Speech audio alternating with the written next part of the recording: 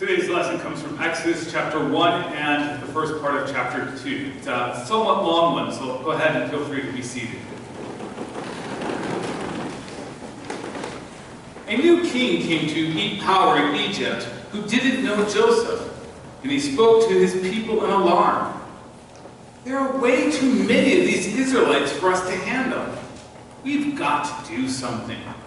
Let's devise a plan to contain them, lest if there's a war they should join our enemies, or just walk off and leave us. So they organized them to work gangs and put them to hard labor under gang foremen. They built the storage cities Pithom and Ramses for Pharaoh. But the harder the Egyptians worked them, the more the children the Israelites had. Children were everywhere. The Egyptians got so that they couldn't stand the Israelites and treated them worse than ever, crushing them with slave labor. They made them miserable with hard labor, making bricks and mortar and back-breaking work in the fields. They piled on the work, crushing them under the cruel workload. The king, or Pharaoh of Egypt, had a talk with the two Hebrew midwives. One was named Shiphrah and the other Puah. And he said, "When you deliver the Hebrew woman, look at the sex of the baby, and if it's a boy, kill him. And if it's a girl, let her live." But the midwives had far too much respect for God and didn't do what the king of Egypt ordered. They let the boy babies live. And the king of Egypt called in the midwives. "Why didn't you obey my orders? You've let those babies live." And the midwives answered Pharaoh, "The Hebrew women aren't like the Egyptian women.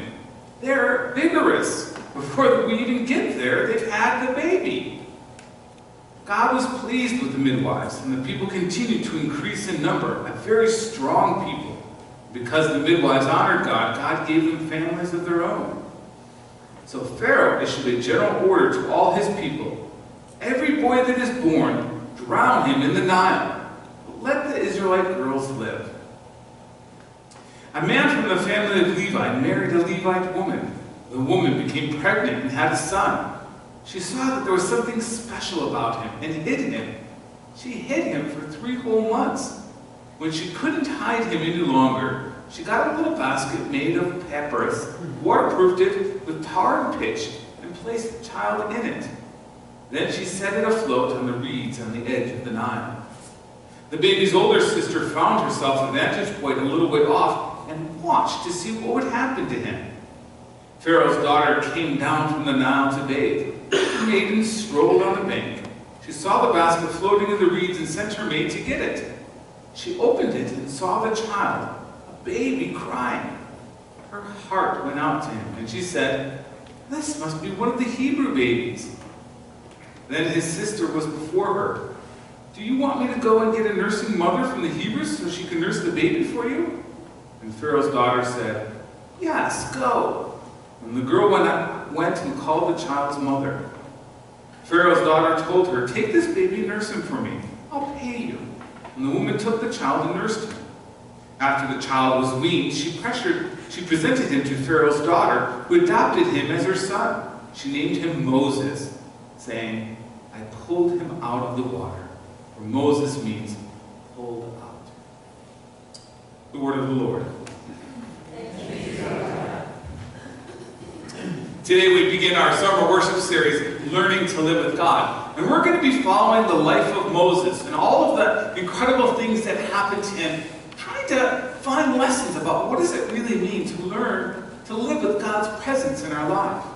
And so today we read the beginning of Moses' story. And we learn a lot about the world that Moses is born into. If you remember, Joseph, Jacob's son, had gone down, been sold into slavery, and then arrested and put in prison. Eventually, he found success in Egypt, and he helped out the Pharaoh, or the king of Egypt, and was given a place of honor. Because of that, his whole family eventually moves down during a famine to Egypt. And they're warmly greeted by the Pharaoh. In fact, Pharaoh even gives them a valley, a place to live and to settle. And things are going well. About 400 years later, after the time of Joseph, we find ourselves in this situation. There's a new Pharaoh, and that Pharaoh is afraid. and allowing his fear to drive him to make some really horrible decisions about what he's going to do with the Israelites, whom seem very vigorous and strong and are multiplying faster than the Egyptians. He's going through his mind all sorts of, what if this happens? What if scenarios? Thinking all of the worst possibilities, and before they even happen, he says, I got to do something about it. As I was reading this, I thought, wow, this sounds familiar. A group of leaders in a country being driven by fear. Just recently, I was listening to an interview of Jon Stewart from The Daily Show. You guys know who Jon Stewart is, I think? And he was at the University of Chicago being interviewed by David Axelrod. And David Axelrod asked him the question, do you miss your television show, your daily television show, where you did a satire or a comedy about the news? And he said, no. And David was really surprised. Why is it? And he said, well, you know, our culture today is so fear-driven. Everybody's reacting out of fear. And it's really hard to want to be in it, and to think about it, and talk about it all the time. And that fear is being driven by our media today. Our mass media, the news, television shows, everything, books, everything, seems to understand that if they tap into our fears, they build up that fear a lot, they can sell us all sorts of news and things that we don't really need. And so we're so much a fear-based culture, and it's driving us to do things that normally people would never do, to say things that people would never say, and to treat one another in ways that were once unthought of. And as I was listening to that interview and his comments, I thought, wow, that's just like the world that Moses was born into. A world driven by fear, where people were doing things and making decisions that seem outrageous to us. But if we understand what fear can do to a person, then we can understand how they can do such horrible decisions, such as, let's kill all the baby boys, as if those lives mean nothing. And of course, the Israelites have done nothing to warrant this fear, but this fear is being driven into Pharaoh. So he makes this decision. And because of his power, his influence, and him being driven by fear, there are a number of people that have some really tough decisions to make. And I thought I'd follow along with this story and look at three of these people that have really difficult decisions to make. The first one is the midwives. The midwives have a tough decision. They are told that they themselves actually have to kill the baby boys. And there's nothing that is more abhorrent to a midwife than killing the baby that you've just delivered, right? They've lived to bring life into this world and to help life. So to ask them to kill someone has got to be the worst thing you could ask them to do. And so they're stuck with a tough decision. Because what happens if they disobey? They themselves, their extended family, the people they love most, are going to be punished. And oftentimes we have this rationale. Well, I'd never do that, but to save my kids, I do that probably, right? And that's the position the midwives are most likely in. Because they have extended families, and eventually they're going to have their own kids, and they're going to have to make choices to protect them or not from Pharaoh. So it's easy to see how fear could lead them to do something that would be abhorrent to them. But notice, obviously, they don't do that. And one of the key words, the key things that says why they stand up to Pharaoh, why they even lie to him at risk to their own health and the health of their people they love, is because they have too much respect for God. Somehow in all of this, they're aware of the fact that they are not alone. That God is present even in this horrible situation that they are in this culture, this world where babies are being killed. God is present. Some people translate it as they had too much fear of God. Some people translate it as they had too much awe of God. Whether it's respect, fear, or awe, they are aware that God is there. And because they say, okay, God is here, and I have to take God into consideration when I do this decision, I know what God's going to want me to do. God's not going to want me to kill, because God is all about life. Therefore, I cannot do this.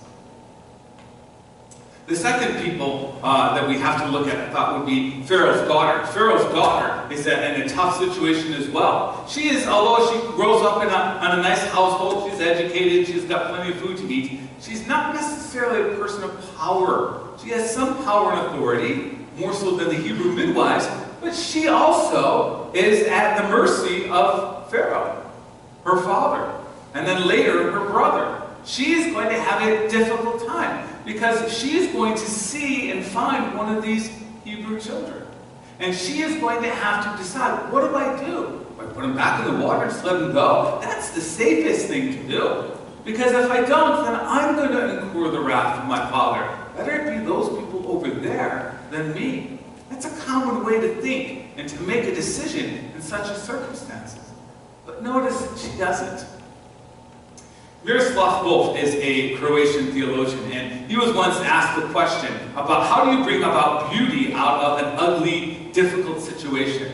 And his answer was very simple. He goes, you look at the situation through the eyes of love. And you think about not just how this decision is going to affect me physically, but how is it going to affect me emotionally and spiritually.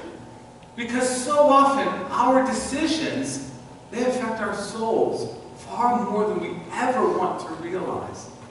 And so if you approach difficult situations and you ask yourself the question, how can I see this situation through the lens of love, through the glasses of love? How can I see it through eyes that want to bring compassion and love? And we see this not as a difficult decision about our own physical safety, but as an opportunity to demonstrate love. It makes all the difference in the world. And when we look at hard situations through the eyes of love, then it opens all sorts of other avenues or paths for us to take that we normally wouldn't see. As I listened to that quote from him, I thought, well, that's exactly what Pharaoh's daughter is doing. She looks at a situation, she sees an abandoned baby, and she could have said, oh, this is just a horrible world, and thrown up her hands and done nothing. But instead, she looks at this situation through the eyes of love. And because she's looking at this situation through the eyes of love, she sees a different path. And it's actually a radical idea. Who would have thought that she could actually take a Hebrew, a foreigner, a slave as her own son?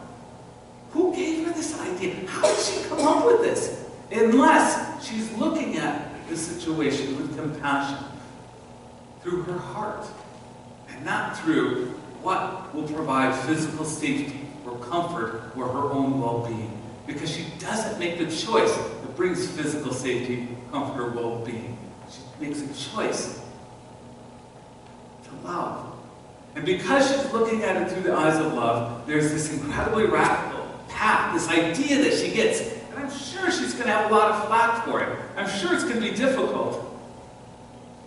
But she's willing to do it because she wants to love. And the last person to look at is Moses' mother. Think about her. There's only two places where we have ever had mention of Moses' mother. This is the first place in this story. Nowhere else in Exodus or in Moses' life do we ever encounter his parents again. It's just this story where somehow when she has this baby, she sees this baby and she knows this baby is special. And so in faith she tries to hide this baby. But eventually it becomes too difficult. And she is in a desperate, desperate situation. And there is no more desperate situation that I can ever think of than a mother having to abandon her child. Think of where you would have to be, how bad life would have to be for you to abandon your own child. And then you understand how horrible this situation must have been for Moses' mother. She loved him. She hid him. She wanted him to survive. But she had no choice. If she held on to him, he would have been found and killed. And so she has to do something else. And we have no indication whatsoever that she understands or knows from God what is going to happen.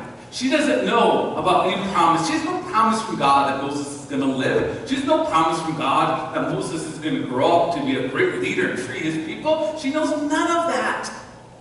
Yet instead, she makes a difficult choice. In fact, she is in a position where she has no good choices. She has no easy choices. She only has desperate, unhealthy, unbelievably bad choices before her. And so what does she do? She has to choose. And she chooses horribly. She chooses to put her baby in the river with no promise, no indication that he will ever survive. But she's desperate. She has no other choices. That's the position her world put her in. And in that moment, she is still able to somehow cling to faith that maybe, just maybe, God can pull out the impossible. Something beyond anything she could ever dream of. Her daughter even goes to follow the baby just to see, maybe, just maybe, God will do a miracle. I mean, they have no idea how God could do this. They have no other choice but to rely upon God for a miracle. The second time that she is mentioned in the Bible, this is the first time that Moses' mother is mentioned. The second time she's mentioned, because Moses' sister Miriam is going to be all part of Moses' grown-up life. She's going to be present in Moses' story. The only other time we have a mention of Moses' mother is in Hebrews chapter 11. If you remember, Hebrews chapter 11 is when the author of Hebrews is writing to a church that's going through tremendous persecution, and he's trying to encourage the church to stay faithful. And by doing so, he goes through what we call the Faith Hall of Fame. That's Hebrews chapter 11. It's where he goes through and he tells the story of all of the great people in the Old Testament and all of their faith stories and how they remained faithful. He does this to try and encourage the church. And you know who he mentions? Moses' mother. She's included right there with Moses and David and Jacob and all the others. Moses' mother gets mentioned. Because even in desperate times, when we have no good choices, God is still present. And God can take our faith and somehow put it into play to bring about a change that we could never have dreamed of. Amen? Amen. Our takeaways for today. And this is all about making tough decisions. Moses is born into a fear-driven world. And by learning to live with God, our theme, one of the first things we're confronted with is how do we make tough decisions in a fear-driven world? The first one is we learn from the midwives. We're aware of God's presence, and we have respect and awe of God. And we know that we are not making decisions in a vacuum. We're aware of God's presence. That's our first takeaway when we're faced with tough decisions. The second one is we look through the eyes of love. We learn from Pharaoh's daughter. We look at a situation, and we start saying, okay, not how does this impact my well-being, my physical well-being, or my comfort level, but how does this tough, impossible decision provide an opportunity for me to love? We look through the eyes of love, and all of a sudden paths that we never could imagine unfold, and opportunities and possibilities unfold before us, how we can respond. The third is, how will this decision impact our soul? We have to always keep in mind that our decisions aren't just about our physical well-being. They're about our emotional and spiritual well-being. They have an impact on our soul and our relationship with God. And the last one is from the very end. Even the most desperate and unhealthy decisions, God can bring our faith into play. Let's stand for our hymn of the day.